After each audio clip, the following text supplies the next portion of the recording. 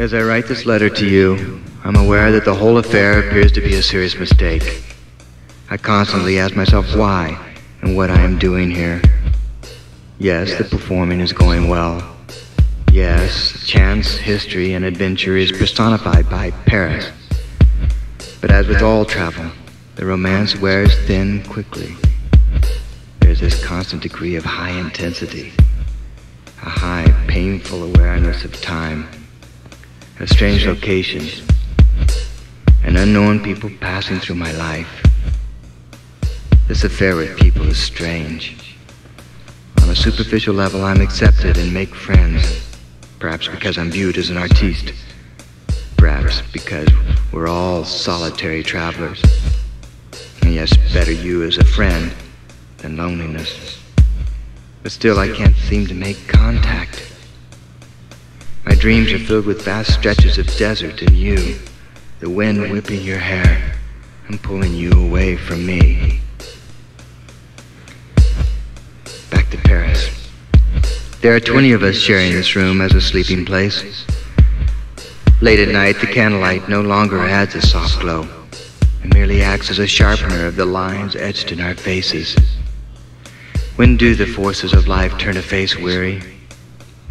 Perhaps it is only in the shadows of a candlelit room that we allow the truth to be seen in our eyes. The bitterness of our disappointments, the apparitions of our fears. The past barely exists for many of us. Only the slow present and dreams of the future. I will close asking you to forgive my dark mood. I promise the next letter will be filled with interesting traveler's notes.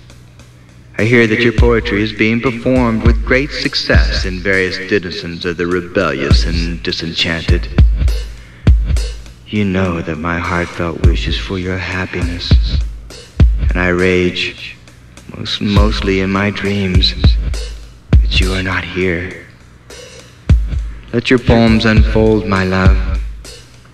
I release you to the brightness of the stage and the audiences you captivate. Et tu étais et toujours.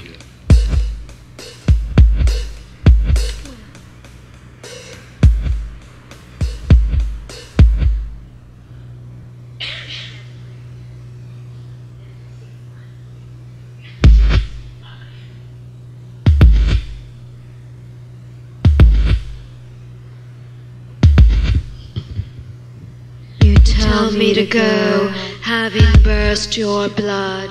In which summers, in which strange summers, you broke your sunbound promises, burning verse and siren in your gut.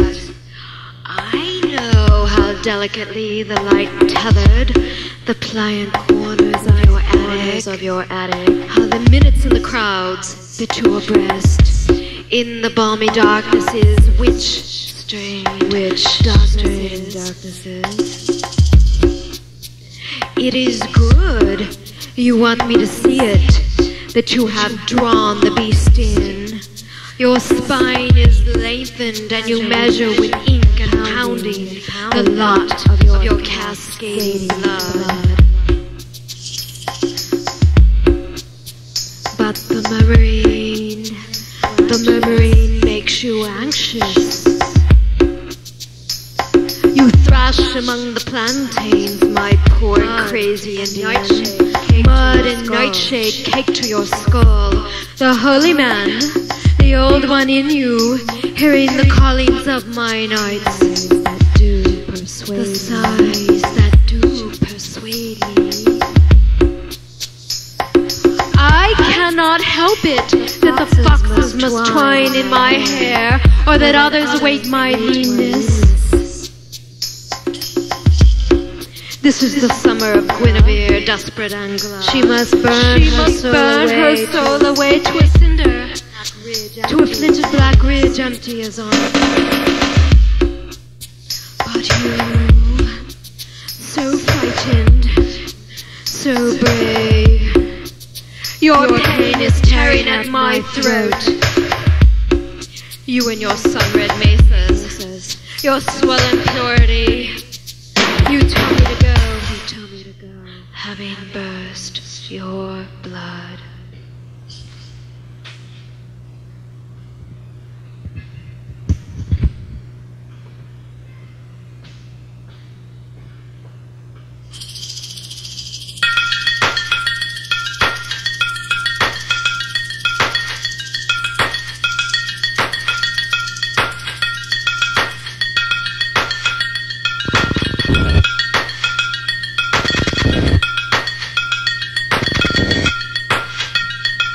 I want to be perfect for you. I want to paint you with fluttering red kisses like a slender geisha. I want my skin soft, white, and opaque to rest between your hands like a glossy gardenia. I want to be perfect for you. I want the wind to blow my hair against your face, across your eyes, blinding you, so that you must seek me with your other senses, fingerprinting my contours in the process. I want my voice to moan like a husky wind through your ears and hum down the hollows of your bones. I want my touch to crackle with lightning over the surface of your nerves. I want my purpose to electrify you. I want to be perfect for you. I want to take you over the edge into a long, dizzying darkness. I want to plunge with you through miles of overheated space, hurtling clamped together your fuses through the darkness, holding an embrace holy enough to defy death, sweet enough to make the earth rotate towards morning. I want to be perfect with you. Perfect. I want to be perfect with you.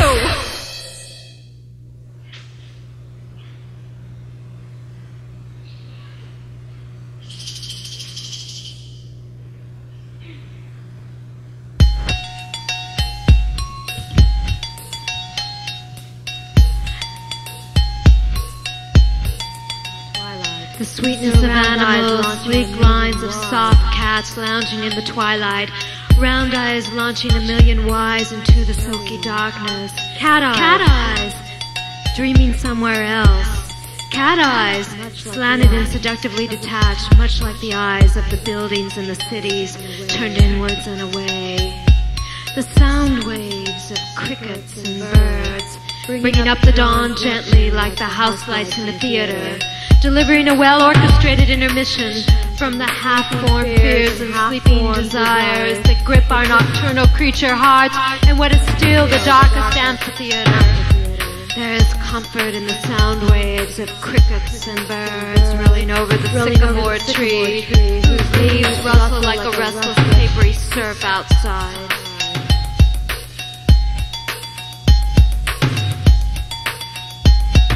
Breakneck run of horses and cougars and wolves, yes, wolves howling, wolves jumping, wolves howling, primitive black cutouts against a dark sky. You stalk like a wolf with your eyes like a wolf, with your teeth like a wolf, the gnashing of the night I tremble. My only defense is the sweetness of animals, the sweetness of animals.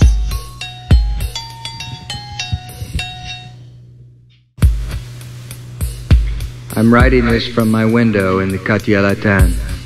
Winos hang around in quarters underneath where I live. At night they sleep over the air ducts from the subway on the street. Warm air rises out of these ducts. And on cold days I stand on them myself.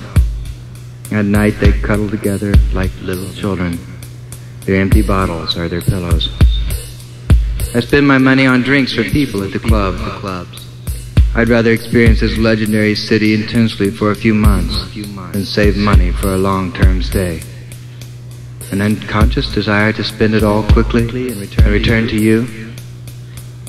I sometimes wonder if I'm just too jaded to stand in awe of Paris, or if I'm just a weary traveler not enticed by the false allures of one more glittering city. Another thought? To be an artist in Paris is nothing. To be an artist in Paris is everyone in the Latin Quarter, everyone in the Sorbonne area is an artist of some type. So even my art is not that much of a distinction. I miss you terribly. You are the fantasy of all my dreams. Sometimes I think I see you in crowds. and I go to you. I still do. I still do.